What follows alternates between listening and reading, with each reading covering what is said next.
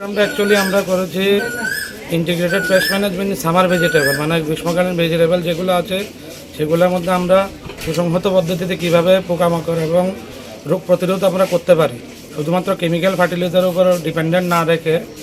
কীভাবে কৃষক বিভিন্ন উপায়ে, বিভিন্ন মেকানিক্যাল, কালচারাল বা ফিজিক্যালভাবে আমাদের রোগ পোকামাকড় থেকে নিজের ফসলকে রক্ষা করতে পারেন, তার ব্যাপারে আমরা ছোট্ট একটা প্রোগ্রাম এখানে বেতাগা সাইনবোর্ডে করেছি। তো আপনি ব্যক্তিগতভাবে এলাকার যে কৃষকরা রয়েছেন ওনাদেরকে কী বার্তা দেবেন? আমি আমার তরফ থেকে প্লাস বগাফা কৃষি মহকুমার তরফ থেকে এতটুকুই বলবো কৃষকরা যে তারা কেমিক্যাল ফার্টিলাইজার যতটুকু কম সম্ভব ততটুকু কম ইউজ করে বিভিন্ন অন্যান্য পদ্ধতি, যেটা নাকি রোগ পোকামাকড় নষ্ট করার বা রোগ পোকামাকড় প্রতিরোধ করার যে বিভিন্ন অন্যরকম পদ্ধতি আছে সেগুলো যত বেশি সম্ভব তত বেশি ইউজ করে